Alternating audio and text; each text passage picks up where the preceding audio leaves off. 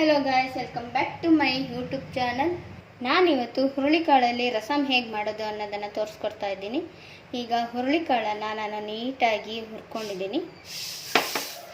ಅದನ್ನು ಕುಕ್ಕರ್ ಒಳಗೆ ಹಾಕಿ 3 ವಿಜಿಲ್ ಕೂಗಿಸ್ಕೋಬೇಕು.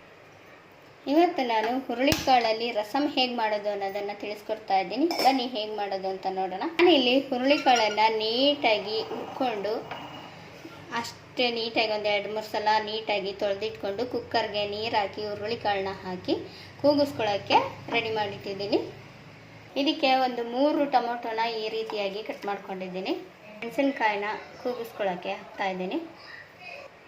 ಈಗ ಇದನ್ನು ಕುಕ್ಕರ್ ಲಿಡ್ನ ಕ್ಲೋಸ್ ಮಾಡಿ ಒಂದು 3-4 ವಿಷಲ್ನ ಕೂಗಿಸ್ಕೊಳ್ಳೋಣ. ಬೆಂದ ನಂತರ ಒಂದು ಫ್ರೈ ಪ್ಯಾನಲ್ಲಿ ನಾನು 4 ಬ್ಯಾಡಗಿ ಮೆಣಸಿನ್ಕಾಯಿನ ಹಾಕಿ ಡ್ರೈ ರೋಸ್ಟ್ ಮಾಡ್ಕೊಳ್ಳೋಣ. ಈ ರೀತಿಯಾಗಿ ಡ್ರೈ ರೋಸ್ಟ್ ಮಾಡ್ಕೋಬೇಕು. ಬೆಂದಿರೋ ಅಂಥ ಹುರುಳಿಕಾಳನ್ನ ಈಗ ಬಸ್ಕೊಳ್ಳೋಣ.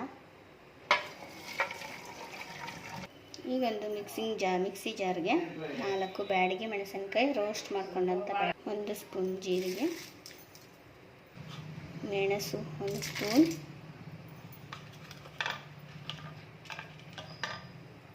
ಒಂದು ಗೆಡ್ಡೆ ಬೆಳ್ಳುಳ್ಳಿ, ಇದಿಷ್ಟನ್ನು ನೀಟಾಗಿ ನುಣ್ಣಗೆ ರುಬ್ಕೊಬರೋಣ.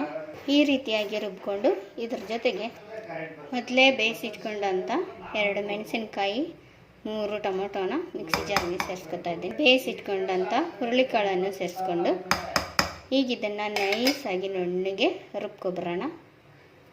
ನೋಡಿ, ಈಗ ಇಷ್ಟೇ ನೀಟಾಗಿ ನೈಸಾಗಿ ಪೇಸ್ಟ್ ಮಾಡ್ಕೊಂಡು ಬರಬೇಕು. ಈಗ ಇದನ್ನು ಬಾಣಲಿಗೆ ಒಗ್ಗರಣೆ ಹಾಕ್ಕೊಳ್ಳೋಣ. ರುಬ್ಕೊಂಡಂಥ ಮಿಶ್ರಣನ ಬಸ್ಕೊಂಡಿರೋ ಅಂಥ ನೀರಿಗೆ ಮಿಕ್ಸ್ ಮಾಡ್ಕೊಳ್ಳೋಣ.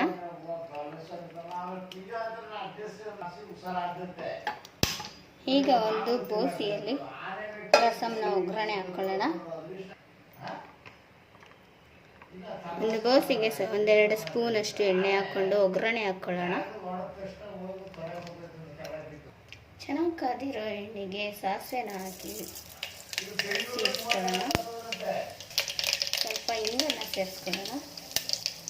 ಪೇನ ಬಿಡಿಸಿ ನೀಟಾಗಿ ಜಜ್ಜಿಟ್ಕೊಂಡಿರೋ ಅಂಥ ಬೆಳ್ಳುಳ್ಳಿನ ಒಂದೊಂದು ಬಾಡಿಸ್ಕೋಬೇಕು.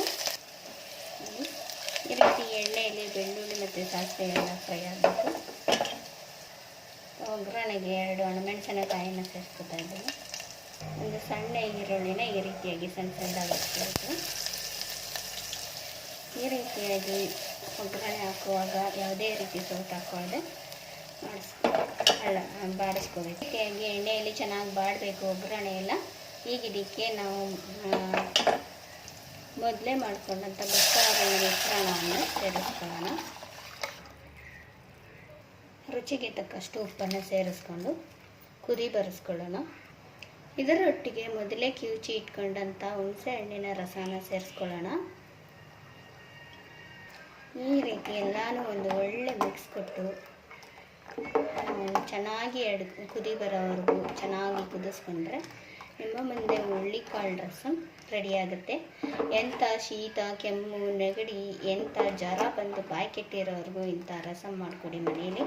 ಹೊಟ್ಟೆ ತುಂಬ ಊಟ ಮಾಡಿ ನೀವು ಮಾಡಿರೋ ಅಂಥ ಅನ್ನ ಎಲ್ಲ ಖಾಲಿ ಆಗುತ್ತೆ. ನನ್ನ ನೆಚ್ಚಿನ ವಿಡಿಯೋಗಳಿಗೆ ಸಬ್ಸ್ಕ್ರೈಬ್ ಮಾಡ್ಕೊಳ್ಳೋದನ್ನ ಮರಿಬೇಡಿ.